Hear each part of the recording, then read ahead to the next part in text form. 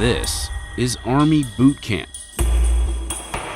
Before they join the United States Army, all recruits have to graduate from a 22-week program known as One Station Unit Training, also known as OSUT.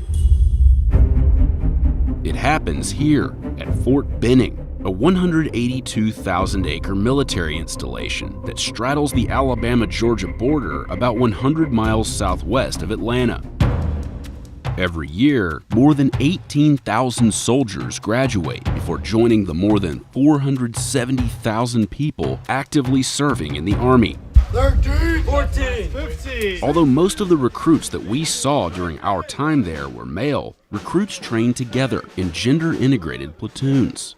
These young men and women that volunteer to serve, they show up to us as civilians, and then we take them through a transformative process to turn them into soldiers. You just go to position of attention, and you stay in position of attention.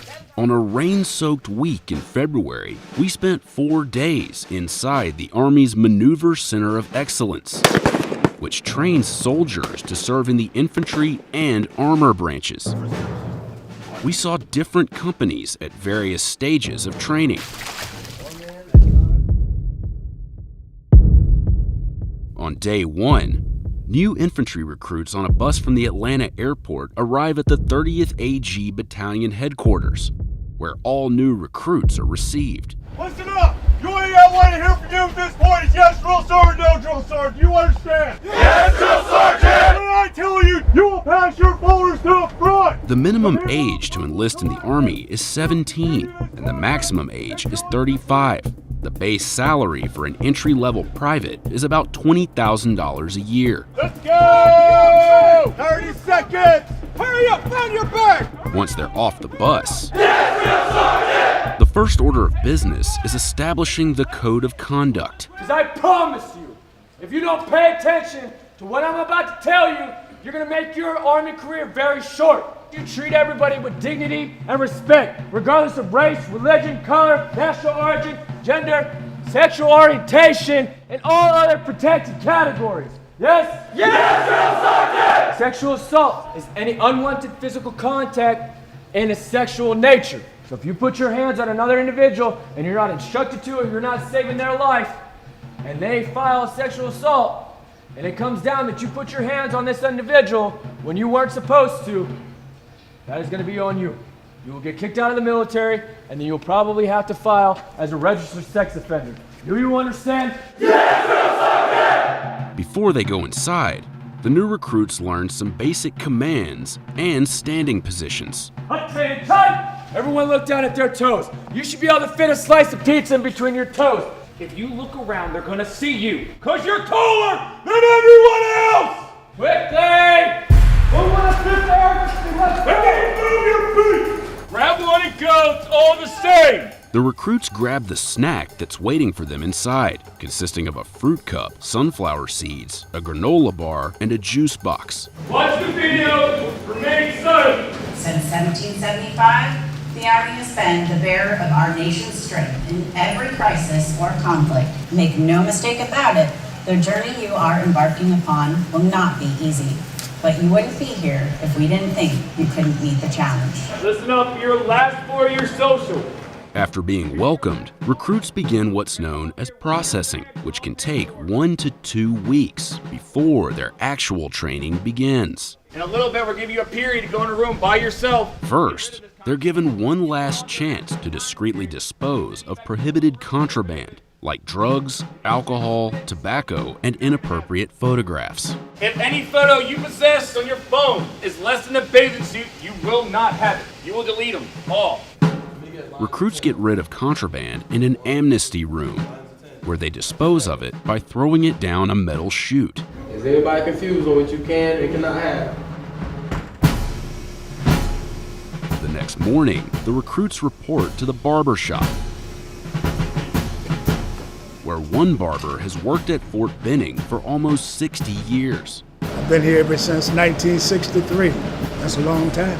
I should have been retired a long time ago, but I wake up in the morning now, I be wanting to come out here and go to work. Recruits are issued uniforms, They receive a series of immunizations and vaccines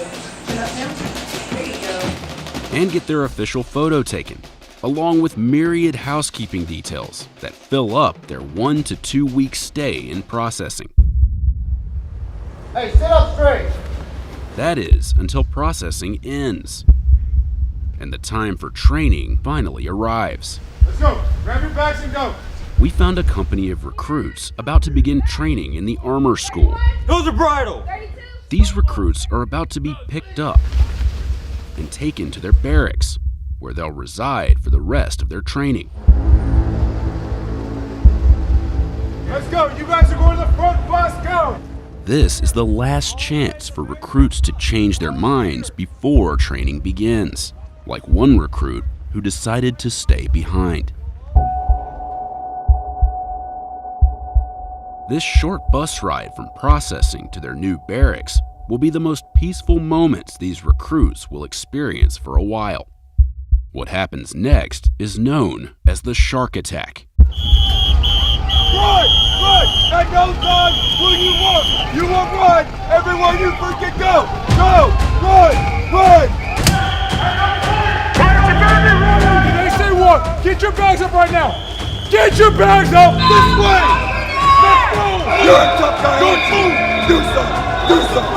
That's what I thought! Why are you still not understanding? He just said it! Well, it's really just a little shock to the system so we can break them down to build them back up.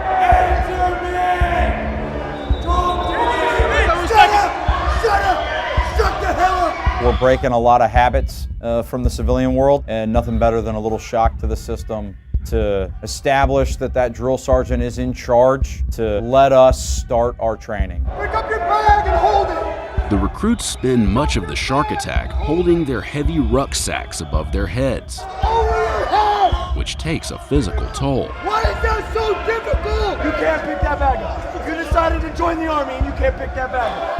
Right side bag, right side bag, right side bag. After about 20 minutes, the intensity begins to subside, and the drill sergeant's tone changes We only produce the best soldiers in the United States Army. before training officially begins.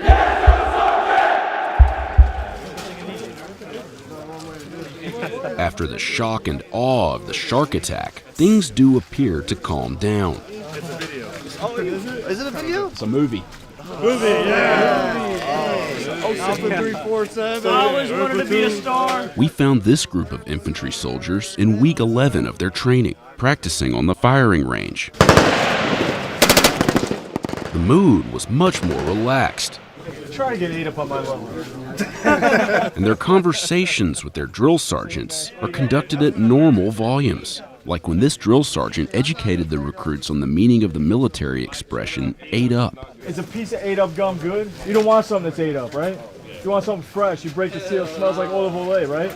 Okay. That dynamic changes because we want the soldiers to become more critical thinkers. At that point, we are turning into more coaches and mentors. We dial it back a little bit, so we don't want them frightened. We want them to be comfortable and in a state of mind that is receptive to learning and performing at that level.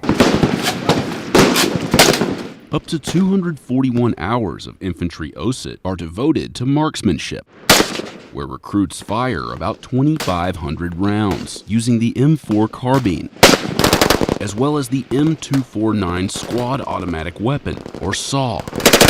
We create lethality, we create expert marksmen at their individual weapons, because as an infantry soldier, that's what we're asking them to do. Recruits get one of the most painful parts of training out of the way early. Once we check your seal, you will not touch your ProMat. This group of infantry recruits was exposed to CS gas, or tear gas, in week 1 of their training. You're going to continue to file in until we tell you to stop. You're going to place your back against the wall. The recruits spend about 5 minutes inside the gas hut. Upon exiting the gas hut, the recruits are told to flap their arms like birds to remove excess gas from their uniforms. According to a drill sergeant, the effects of the gas begin to wear off after about 4 minutes. some training moves indoors, like combatives, where recruits learn hand-to-hand self-defense tactics. We're trying to teach them to achieve a dominant body position. So get out of one negative position and then switch roles so they end up having the upper hand in a fight. During combatives training, recruits warm up with a particularly painful-looking exercise, referred to as the EO. While laying on their backs, they have to engage their core to wiggle across the entire room. They use their momentum, shoulder blades, their core to help them create space, warm up the body. Recruits work up a major appetite during training. But Fort Benning is big, and they're not always within range of the dining facility. When they're training in the field, recruits are issued MREs, which stands for Meal Ready to Eat. Each comes with an entree, like this vegetarian pasta with taco sauce, along with an assortment of items like mixed fruit, an energy bar, and this instant French vanilla cappuccino. Recruits just add water, shake it up, and enjoy. Once they're fortified, recruits return to their training. Recruits spend up to 60 hours in training known as MOUT, which stands for Military Operations in Urban Terrain. Door left, door left. One man calls door left. Infantrymen are expected to fight in different types of terrain and survive and win the fight. Right now, they are getting their first taste of what that's like in an urban environment. Rolling T. All right, coming up. In operations across Afghanistan, Iraq, we are conducting clearance operations, and it's applicable wherever we go. Boom. It's important for the future soldiers' muscle memory because they are working as a team with minimal communication, and they have to understand how that coordination works together. Do it again. After 22 weeks of training, these infantrymen are ready to leave Fort Benning. Friends and family gather to watch their soldiers graduate on Inouye Field. They look like soldiers, they act like soldiers, they're carrying their head high. I'll never leave Fallen Comrade! I have trainees that were not alive when 9/11 happened. I think that's pretty powerful, that I still can find American citizens that want to volunteer to serve their country when we continue to ask them to go to combat.